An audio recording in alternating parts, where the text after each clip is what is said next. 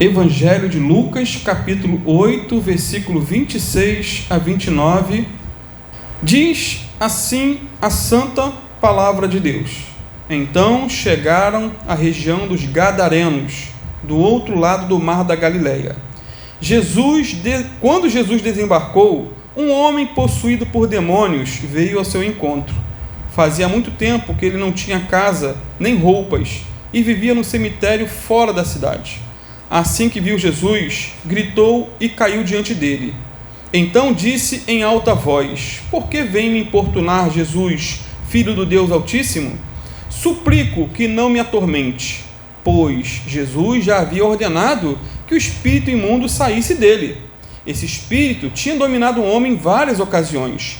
Mesmo quando era colocado sob guarda, com os pés e as mãos acorrentados, ele quebrava as correntes e, sob controle do demônio, corria para o deserto. Jesus lhe perguntou: Qual é o teu nome? Legião, respondeu ele, pois havia muitos demônios dentro do homem, e imploravam que Jesus não os mandasse para o abismo. Ali perto, uma grande manada de porcos pastava na encosta de uma colina, e os demônios suplicaram que ele os deixasse entrar nos porcos. Jesus lhes deu permissão.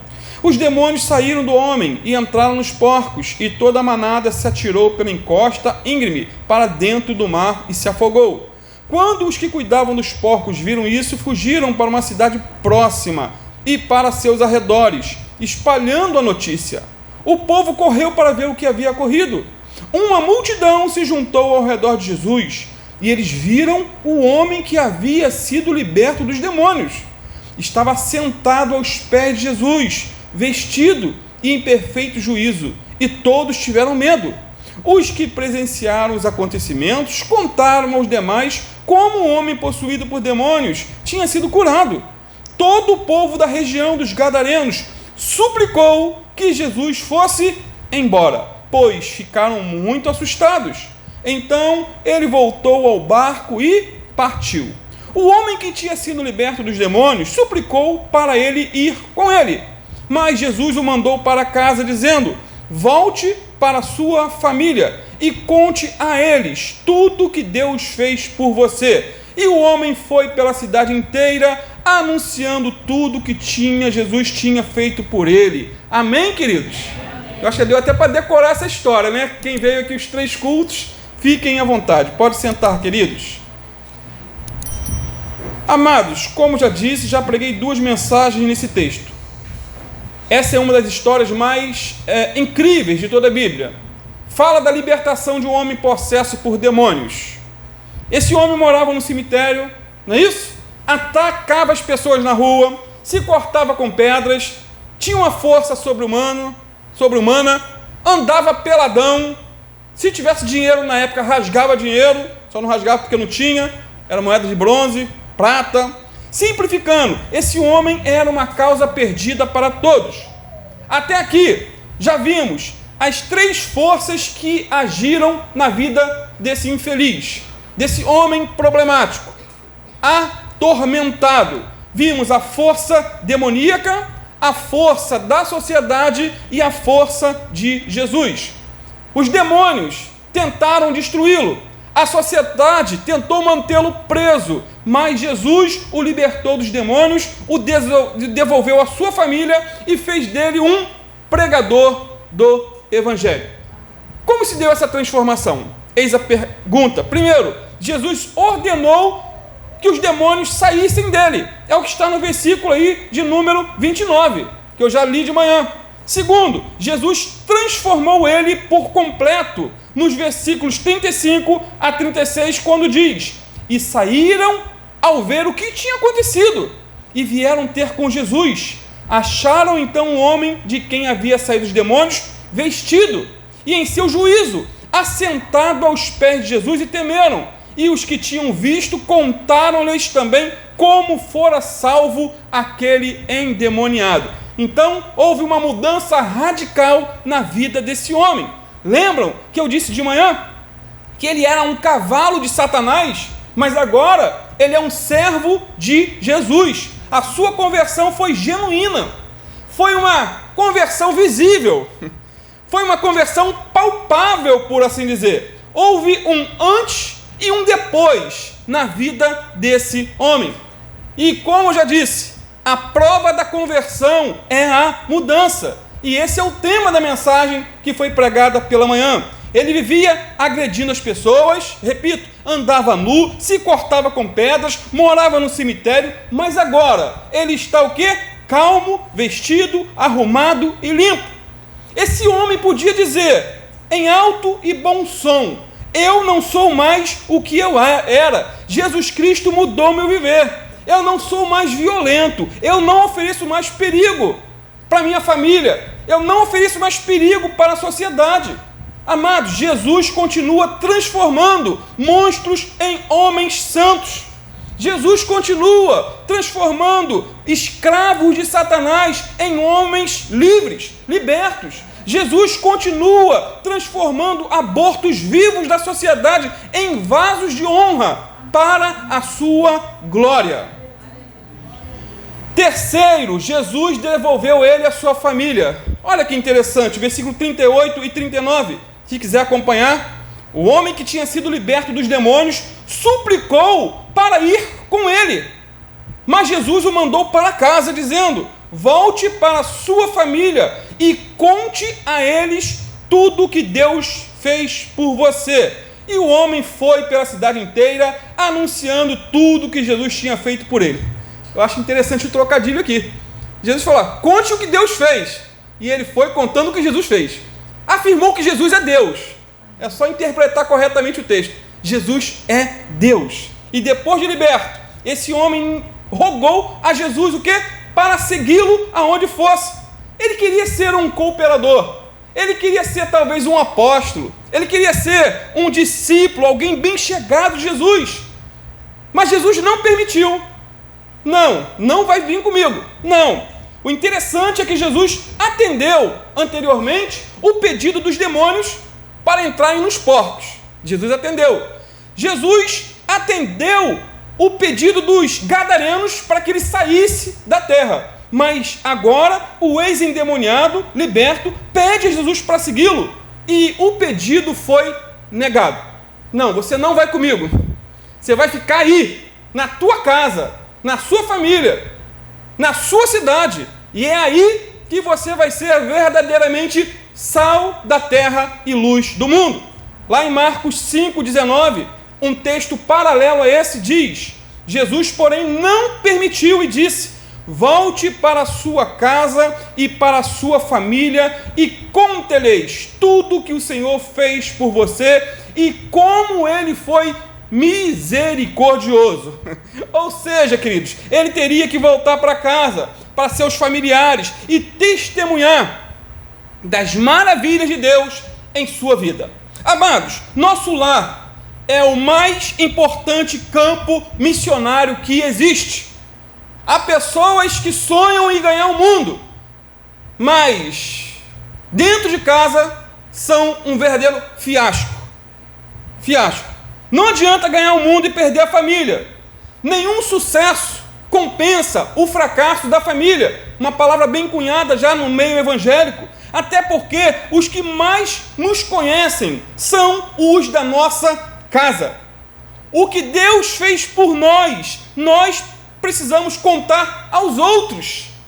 Mas dentro de casa começa esse evangelismo. E quando honramos a Deus em nosso lar, podemos até um dia pensar em ir a outros lugares. Esse homem voltou para sua casa o quê? Transformado, amoroso com a esposa, talvez carinhoso com os filhos. Não sabemos o contexto geral, mas ele tinha casa, tinha família. Jesus mandou ele voltar para a sua casa e para a sua família. Com certeza, amados, o texto não diz, mas podemos deduzir que ele voltou pedindo perdão às pessoas que havia ferido. Ele voltou pedindo perdão às pessoas que havia magoado, agredido, maltratado. Voltou, se consertou. Essa é a mudança que Jesus faz na vida de um homem que foi liberto por ele. Quarto, Jesus fez dele um pregador do Evangelho. Pregador do Evangelho. Deus tem essas estratégias de usar aqueles que não são para envergonhar aqueles que são. Marcos 5, 19, parte B e 20, o evangelho paralelo. Jesus disse: vai para a tua casa, para os teus, e anuncia-lhes quão grandes coisas o Senhor te fez, e como teve misericórdia de ti. E ele foi e começou a anunciar em Decápolis quão grandes coisas Jesus lhe fizera, e todos se maravilharam. Decápolis, 10 cidades ali ao redor de Gadara. Um evangelista itinerante, era próximo. Ele não ia com Jesus voltar para Galiléia, para a Judéia, mas ia ficar ali ao redor, pregando o evangelho. Lindo isso, de endemoniado a pregador do evangelho. Ele prega não só para a sua família, queridos, mas também por toda a região de Decápolis. E um certo comentarista diz que Decápolis era uma liga de 10 cidades helênicas, e dá os nomes: Citópolis, Filadélfia, Gerasa, Pela, Damasco, Canata, Dion, Abila, Gadara e Hippo. Por essas cidades, esse homem passou a pregar e falar das maravilhas de Deus. Contar, de repente ele nem lembrava das loucuras que faziam, mas alguém devia falar para ele: olha, você sabia que você andava nu? Atacava as pessoas, se cortava? Porque tem pessoas que têm algum estado de endemoniamento que a pessoa nem lembra, fica fora, não tem ciência do que aconteceu. Mas ele contou sobre as maravilhas de Deus. Ele não apenas anunciava uma mensagem teórica, queridos, mas enfatizava o que Jesus lhe fizera. Contava o quê? A sua própria experiência. Esse homem aqui era um retrato vivo do poder do Evangelho, um verdadeiro monumento da graça de Deus. Monumento da graça de Deus. O lugar dele não era ao lado de Jesus fisicamente, mas na sua cidade, junto com a sua família. Amados, guarde bem isso. Jesus sabe muito bem o melhor lugar onde devamos estar. Devemos submeter nossas escolhas ao Senhor. Ele sabe o que é melhor para mim. Ele sabe o que é melhor para você.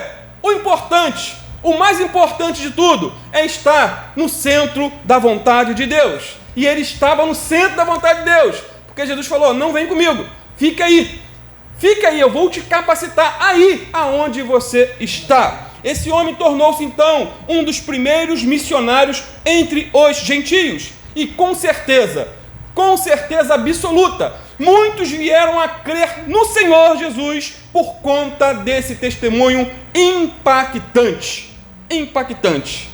O antes e o depois foi marcante na vida desse homem. Antes ele gritava, atacava as pessoas pelas ruas.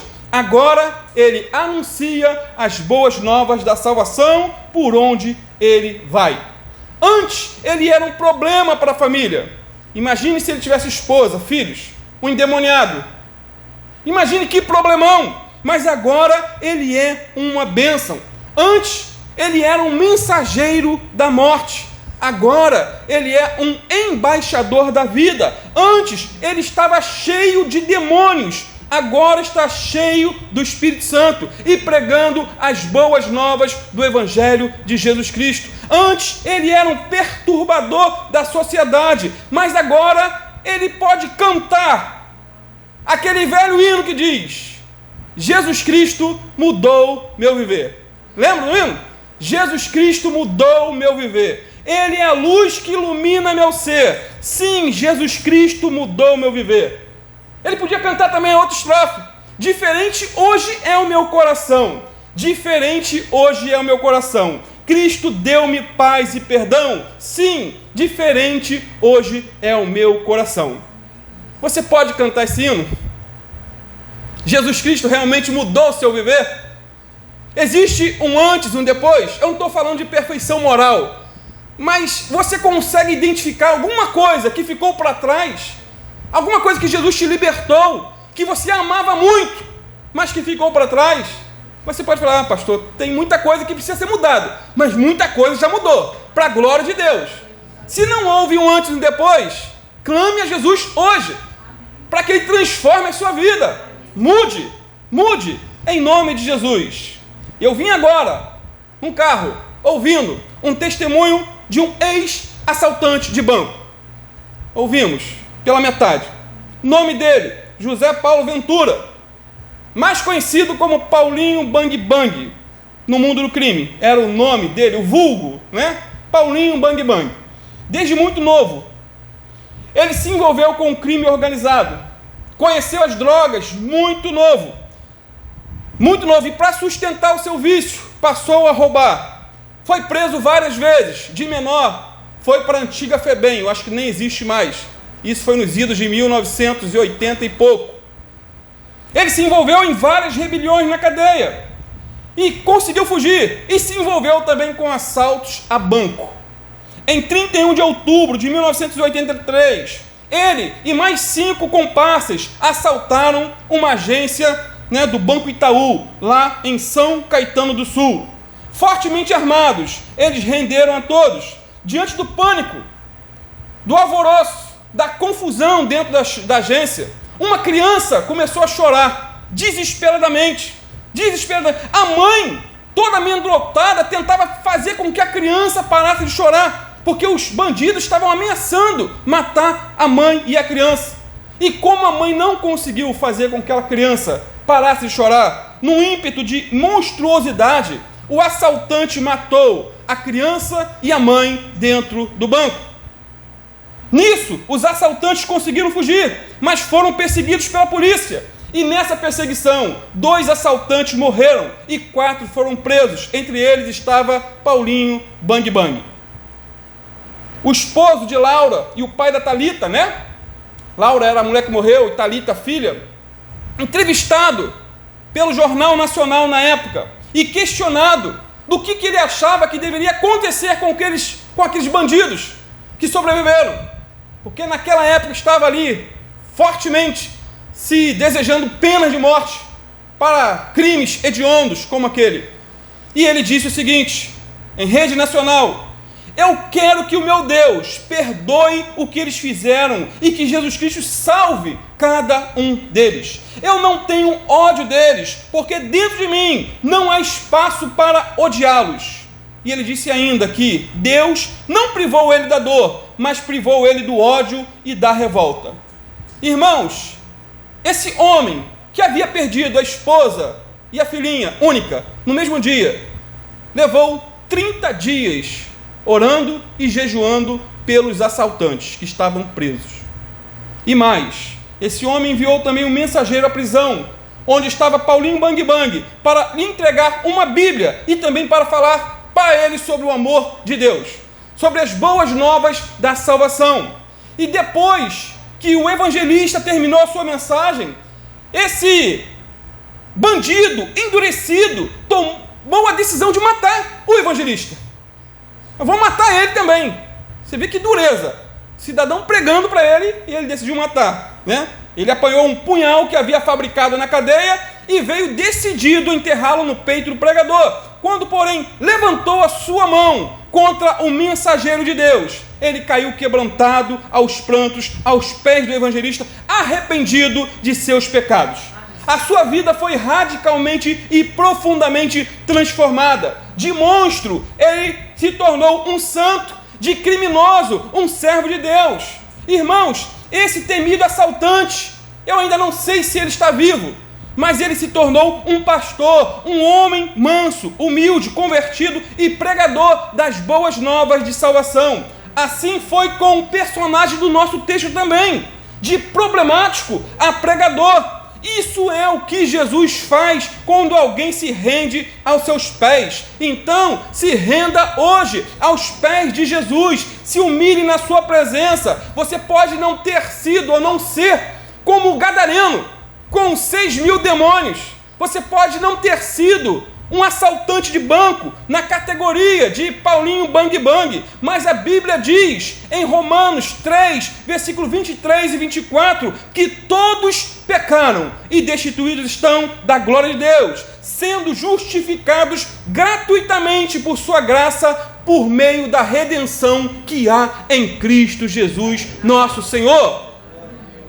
E eu quero concluir a mensagem dizendo que Jesus só fica aonde ele é convidado. Sabia disso? Jesus só fica aonde ele é desejado, querido. Olha o versículo 37 de Lucas 8. Toda a multidão da terra, dos gadarenos ao redor, lhe rogou. Juntou uma multidão para fazer um apelo para Jesus. Lhe rogou que se retirasse deles, porque estavam possuídos por grande temor. E entrando ele no barco, voltou. Amados, depois de um grande milagre efetuado na vida daquele homem, era de se esperar, assim, dentro de uma perspectiva lógica, humana, racional, que todos ali em Gadara convidassem Jesus para ficar. Fique mais um pouquinho, prega aqui para nós. Nós acabamos de ver um milagre estrondoso. Esse homem era perturbado, azucrinava a vida de todo mundo. Imagine você com um vizinho desse, queridos. E agora o homem está calmo, liberto. Você, humanamente falando, pô, que milagre, eu quero esse Jesus. Se Jesus fez isso na vida dele, eu quero para mim. Mas isso não aconteceu. Não foi o que aconteceu. Literalmente, Jesus foi expulso daquele lugar. A cidade inteira foi ao encontro do Senhor, diz o texto, e pediram que ele fosse embora. E Jesus atendeu o pedido deles. Jesus não questionou, não argumentou, simplesmente entrou no barco e foi embora. Amados, essa oração que os gadarenos fizeram foi horrível, horrível. Foi uma oração, foi um pedido. Mas ela foi atendida e Jesus saiu ali dos seus termos. Jesus nunca vai forçar você a segui-lo. Nem a mim, não. Ou Jesus será convidado, ou Jesus será um convidado bem-vindo, ou irá embora.